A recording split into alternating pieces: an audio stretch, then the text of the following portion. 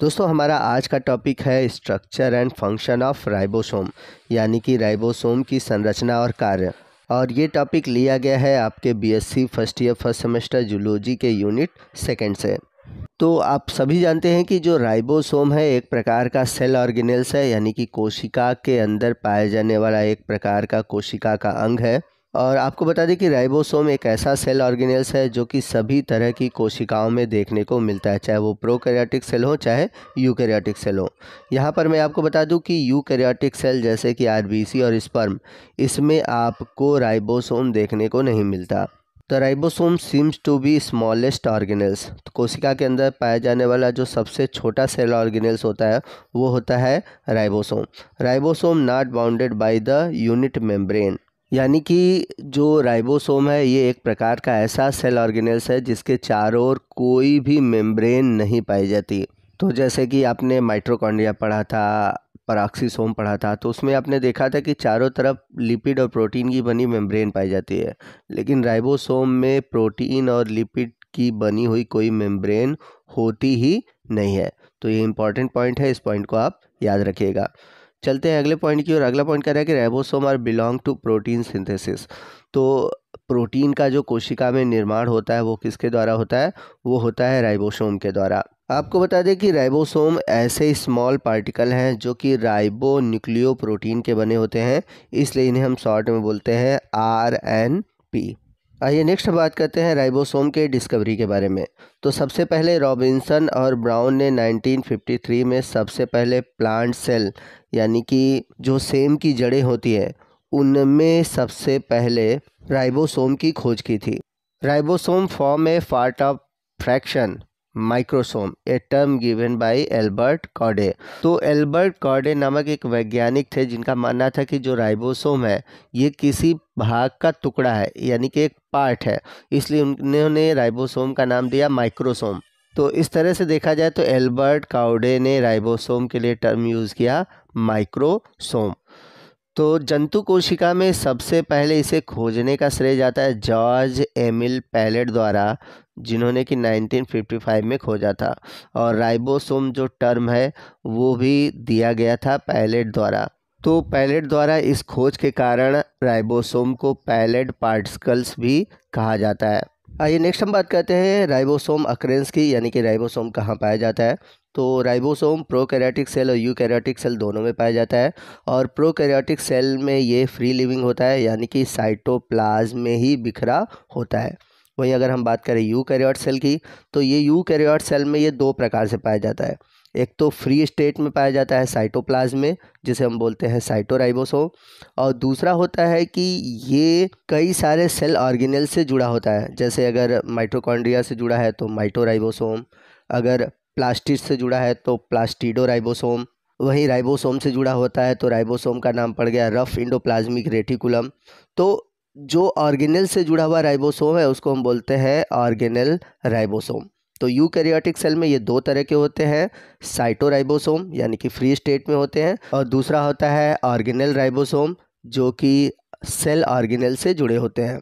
आइए नेक्स्ट हम बात करते हैं राइबोसोम के नंबर की, साइज़ की, और ये किस तरह से हमें दिखाई देते हैं, यानी कि इनके शेप की। तो राइबोसोम अगर देखा जाए तो एक तरह से पार्टिकल है जिसका डायमीटर होता है लगभग 150 से लेकर 200 एंगस्ट्रॉम तक। ये तो बात हो गई इनकी साइज़ की। अब बात करते हैं इनके नंबर की। तो प्रोकैरियोटिक सेल में अगर हम देखें, बैक्टीरिया का एग्जांपल ले, तो बैक्टीरिया के एक सिंगल सेल में लगभग 10,000 से लेकर 15,000 राइबोसोम पाए जाते हैं। वहीं अगर हम बात करें मल्टी सेलुलर यूकैरियोट्स की, तो इनमें राइबोसोम की संख्या लगभग 10 मिलियन से लेकर 100 मिलियन, या फिर कह सकते हैं 1 करोड़ से लेकर 10 करोड़ तक पाई जाती है। अगर प्रोकैरियोटिक सेल में राइबोसोम के साइज़ की बात करें तो इसका साइज़ 180 एंगस्ट्रॉम तक होता है, और वहीं यूकैरियोटिक सेल में इसकी जो साइज़ होती है वो लगभग 220 एंगस्ट्रॉम होती है। वहीं अगर बात करें इनके शेप की, तो इनका शेप स्फेरिकल यानी कि गोलाकार या फिर ग्रेनुलर स्ट्रक्चर कण के समान होती है। यदि हम राइबोसोम की संरचना को देखें तो कोई भी राइबोसोम हो वो दो उप इकाइयों यानी कि दो सब यूनिट से मिलकर बने होते हैं। तो ये दो सब यूनिट कौन से होते हैं ये डिपेंड करता है कि किस प्रकार का राइबोसोम है। तो राइबोसोम को आकार एवं अवसादन गुणांक यानी कि सेडिमेंटेशन कोफिशिएंट के आधार पर दो भागों में बांटा गया है। अब बात आती है कि अवसादन गुणांक यानी कि सेडिमेंटेशन कोफिशिएंट है क्या, तो इसके बारे में मैं आपको आगे बताऊंगा। अभी यहाँ पर मैं आपको बता दूं कि राइबोसोम दो प्रकार के होते हैं, 70S राइबोसोम और दूसरा है 80S राइबोसोम। तो आइए सबसे पहले हम बात करते हैं 70S राइबोसोम के बारे में। तो जो 70S राइबोसोम होते हैं ये आकार में छोटे होते हैं और इनका अवसादन गुणांक यानी कि सेडिमेंटेशन कोफिशिएंट होता है 70S। तो यहाँ पर मैं पहले आपको बता दूँ कि सेडिमेंटेशन कोफिशिएंट होता क्या है। आपको बता दें कि जब राइबोसोम का स्टडी किया जाता है तो उसके लिए एक विशेष प्रकार का यंत्र प्रयोग होता है जिसे हम बोलते हैं अल्ट्रा सेंट्रीफ्यूज मशीन। तो इस अल्ट्रा सेंट्रीफ्यूज मशीन में हम करते क्या है कि एक विशेष प्रकार की नली होती है, एक विशेष प्रकार की ट्यूब होती है जिसमें कि राइबोसोम के घोल को डाल दिया जाता है और उसे बहुत तेज़ी से घुमाया जाता है। तो ये जो अल्ट्रा सेंट्रीफ्यूज मशीन है ये बिजली की सहायता से चलती है और बहुत तेज़ी से नलियों को घुमाती है। तो इससे होता क्या है कि जो भिन्न भिन्न आकार के राइबोसोम है वो भिन्न भिन्न गति के नली की तली में बैठते हैं और इस गति को ही हम बोलते हैं अवसादन गुणांक यानी कि सेडिमेंटेशन कांस्टेंट। और इस गति को मापने की जो इकाई होती है उसे हम बोलते हैं स्वेडबर्ग यूनिट, जिसे हम कैपिटल S द्वारा प्रदर्शित करते हैं। तो आप सभी लोगों ने देखा होगा कि जब हम 70S या 80S लिखते हैं तो वहाँ पर S का मतलब क्या होता है, S का मतलब होता है स्वेडबर्ग यूनिट। तो स्वेडबर्ग यूनिट है क्या, अवसादन गुणांक को मापने की इकाई यानी कि यूनिट। तो जो 70S राइबोसोम है इसका अवसादन गुणांक यानी कि सेडिमेंटेशन कोफिशिएंट होता है 70S। अब बात आती है कि ये राइबोसोम कहाँ पाया जाता है। तो इस प्रकार का राइबोसोम प्रोकैरियोटिक सेल में मिलते हैं जैसे कि बैक्टीरिया यानी कि जीवाणु, हरे नीले शैवाल जिसे हम बोलते हैं ब्लू ग्रीन एल्गी, और साथ में हम इसे BGA से प्रदर्शित करते हैं। यहाँ पर एक इम्पॉर्टेंट पॉइंट ये भी है कि जो 70S राइबोसोम है ये प्रोकैरियोटिक सेल के साथ साथ यूकैरियोटिक सेल में भी पाए जाते हैं। अक्सर आप लोगों से पूछा जाता है कि 70S राइबोसोम किस में पाया जाता है, तो आप सभी बोलते हैं कि ये प्रोकैरियोटिक सेल में पाया जाता है। लेकिन आपको बता दें कि ये प्रोकैरियोटिक सेल के साथ साथ यूकैरियोटिक सेल के माइटोकॉन्ड्रिया और क्लोरोप्लास्ट में भी मिलते हैं। अब ये जो 70S राइबोसोम है ये दो सब यूनिट से मिलकर बना होता है, 50S और 30S। तो ये जो 50S सब यूनिट होती है ये सबसे बड़ी सब यूनिट होती है और इसी के ऊपर 30S सब यूनिट पाई जाती है जो कि टोपी के रूप में होती है। वहीं अगर हम बात करें 80S राइबोसोम की, तो जो 80S राइबोसोम होता है ये 70S की तुलना में आकार में बड़ा होता है और इसका जो सेडिमेंटेशन गुणांक होता है यानी कि अवसादन गुणांक होता है वो 80S होता है और ये यूकैरियोटिक सेल में ही पाए जाते हैं। तो याद रखिएगा कि 80S जो राइबोसोम है ये केवल यूकैरियोटिक सेल में ही मिलता है। तो 70S की भांति 80S भी दो सब यूनिट से मिलकर बना होता है। इसका जो बड़ा वाला सब यूनिट होता है वो होता है 60S और जो छोटा वाला सब यूनिट होता है वो होता है 40S। आइए नेक्स्ट हम बात करते हैं राइबोसोम के केमिकल कंपोजिशन की यानी कि रासायनिक संरचना की। तो जैसा कि मैंने पीछे भी आपको बताया था कि राइबोसोम जो होते हैं ये एक प्रकार के राइबो न्यूक्लिक एसिड से मिलकर बने होते हैं जिसको हम कहते हैं राइबो न्यूक्लिक एसिड यानी कि rRNA। इसके अलावा कुछ प्रोटीन और आयंस होते हैं। आयन में मैग्नीशियम आयन, कैल्शियम आयन और मैग्नीज होते हैं।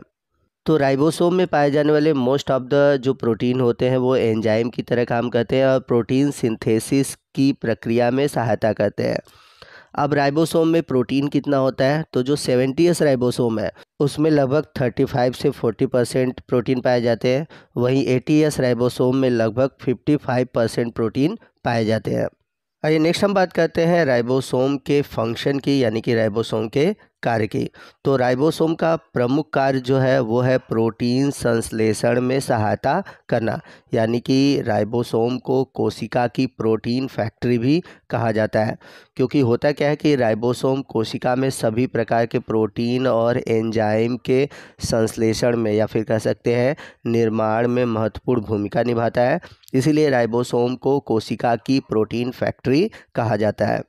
यहाँ पर आपको एक इम्पॉर्टेंट पॉइंट ये भी बता दें कि प्रोटीन संश्लेषण के समय अनेक राइबोसोम एक साथ मिलकर एक श्रृंखला बनाते हैं, एक चैन बनाते हैं। तो इस श्रृंखला को कहा जाता है पॉलीराइबोसोम या फिर पॉलीसोम। तो कभी कभी आपके एग्ज़ाम में पॉलीराइबोसोम या फिर पॉलीसोम पूछा जाता है। तो याद रखिएगा कि प्रोटीन संश्लेषण के समय कई सारे राइबोसोम मिलते हैं और एक चैन बनाते हैं, उसी को हम बोलते हैं पॉलीसोम। तो दोस्तों इसी के साथ हमारा राइबोसोम से जुड़ा हुआ आज का ये वीडियो ख़त्म होता है। दोस्तों यदि आप BSc first semester, third semester या फिर फिफ्थ सेमेस्टर के स्टूडेंट हैं तो आपके लिए एक इम्पॉर्टेंट इन्फॉर्मेशन ये है कि आपके सिलेबस से रिलेटेड जितने भी टॉपिक हैं सभी टॉपिक से रिलेटेड आपको वीडियो, उसके पीडीएफ नोट्स, अगर वीडियो में कोई टॉपिक है जिससे रिलेटेड आपको कोई डाउट है तो आपके डाउट क्लियर होंगे। प्रीवियस ईयर के क्वेश्चन पेपर आपको प्रोवाइड कराए जाएंगे, उसके सॉल्यूशन प्रोवाइड कराए जाएंगे, आपका मॉक टेस्ट होगा और एमसीक्यू भी आपको मिलेंगे। और ये सभी चीज़ें आपको सिर्फ मिलने वाले हैं ₹99 में। तो ओरिजिनल प्राइस है 499 यानी कि लगभग 500 रुपये, लेकिन ऑफ़र में इस समय आपको केवल मिल रहे हैं 99 रुपीज़ में। सोचिए कि आपको इतने कम प्राइस में इतनी चीज़ें मिलने वाली हैं। इतने रुपए में तो आप अगर मार्केट में जाते हो तो चाट गोलगप्पे खा लेते हो। तो 99 रुपीज़ में आप अपने सिलेबस से रिलेटेड सभी टॉपिक के वीडियो मिल सकते हैं। तो आप जल्द से जल्द हमारा ₹99 का सब्सक्रिप्शन ले लें। आपको करना क्या है कि ऊपर दिए गए जो नंबर है 9580044333 उस पर आपको कांटेक्ट करना है। आप मैसेज करेंगे, आपको पूरी इन्फॉर्मेशन इस नंबर पे दे दी जाएगी कि कैसे आपको सब्सक्रिप्शन लेना है। तो जल्द से जल्द आप सब्सक्रिप्शन ले लें ताकि आपकी जो सिलेबस है वो टाइम से कंप्लीट हो पाए।